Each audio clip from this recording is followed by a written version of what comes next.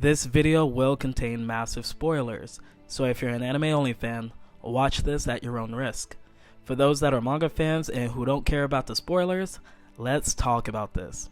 From Kubo giving us a anime original Bankai from not just anyone but a member of Squad Zero, we are now left to speculate what her power does until Cour 3 drops in 2024. To add on, Kubo also gave us an answer inside of his Q&A regarding the Sternritter twins. Also, I have a theory regarding Yuha and his almighty eyes being sealed and finally them being opened. Like, comment, subscribe, and let's talk about this.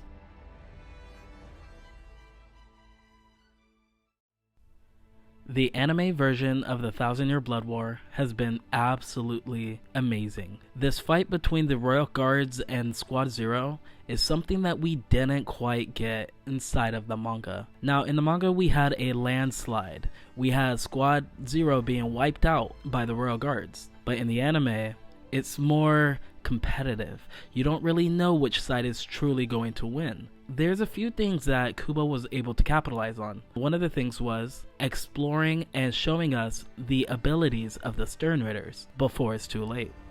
I could be totally wrong, but I feel that Kubo himself realized that he revealed these abilities a little too late.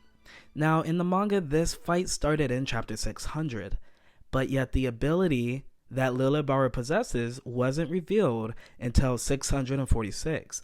Now, I'm talking about the invulnerability that he gains when he opens his eye. When Oetsu swung at him, he said that my blade slipped right through him. This shows that Oetsu, a member of Squad Zero, is a genuine threat. If you were to tell me that Lilibara, the first Sternritter granted a Schrift by Yuha, opened his eye against either Shunsui or Oetsu, and you said which one was it, I would immediately think that it would be Oetsu over Shunsui. No hate to my boy Shunsui, but I feel that there's levels to it, and in the manga, those levels are very messed up, but I'm glad that Kubo had a chance to fix this inside of the anime version of the fight. It's believable to me because we all know that he's one of the strongest Shinigami inside of the Gotei 13. Currently sitting in my top 3 personally.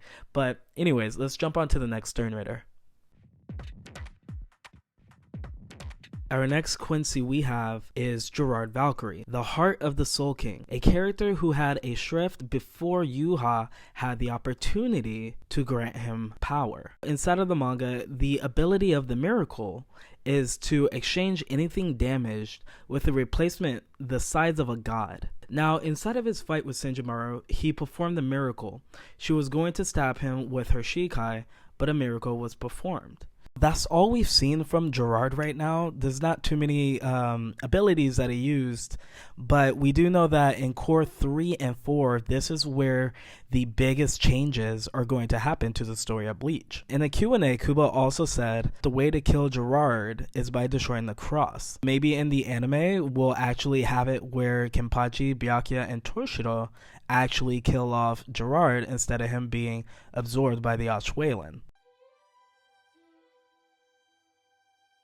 Next on our list is Pernida, Sternritter C, the Compulsory.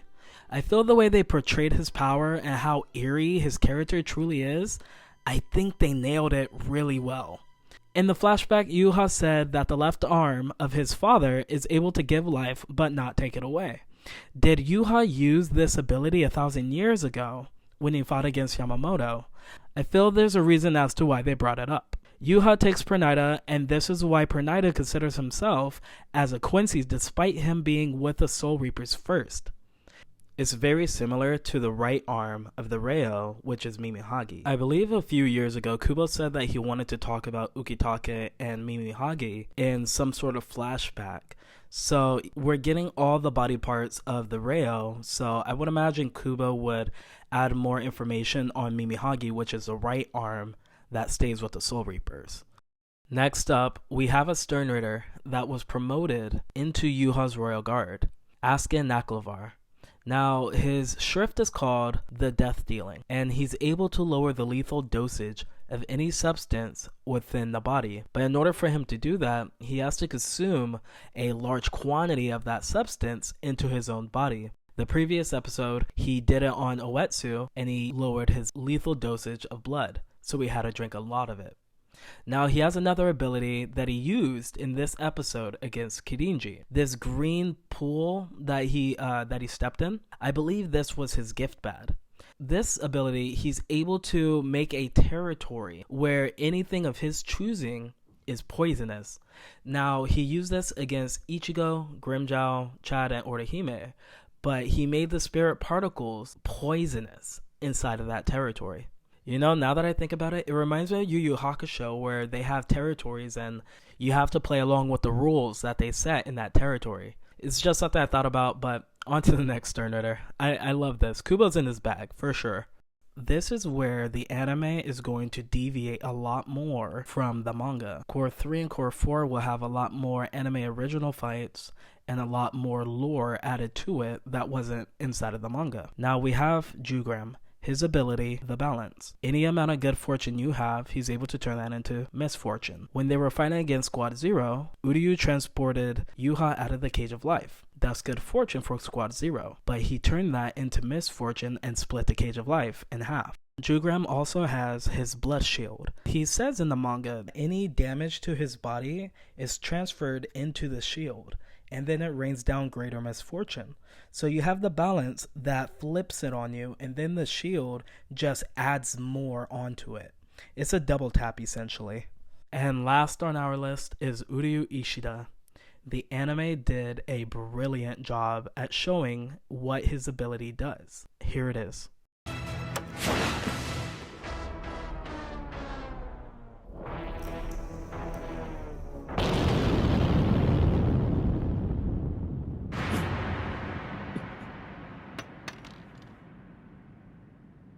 Now his ability, it allows him to choose 2 points and take the events that have occurred and reverse them entirely.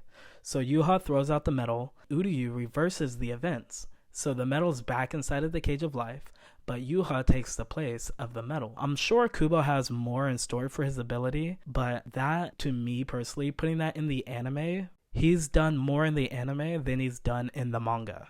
This is not an additional power. I've always possessed this power. I just didn't have the time to use this. Now, if we go to Yuha, he had his almighty eyes sealed by Ichibei 1,000 years ago. However, he still has the ability to see the future. It's just not to the degree that he's able to when his eyes are opened. And also there's like a drawback to him opening his eyes too soon, and that's a lot of stuff that we'll get into in the next Cour. I find that pretty interesting because this makes me look at Uryu a little different now. What abilities does he have that makes Quilgi think his arrows shouldn't be weaker than his? I don't know how to say the word, but I'll put it up on the screen. And then when he fought against Mayuri and he defeated him back in Soul Society arc, Mayuri said that you're a genius. You already know how to do the Reishi subjugation technique. You already know how to use Ranso Tegai. There's a lot of things that Uryu knows how to do that a lot of people don't. I wonder what Kubo will do for Uryu during this arc. Any additional, fights and moments and backstories. Correct me if I'm wrong, but I thought Kubo said that this arc was supposed to be for Uryu years ago.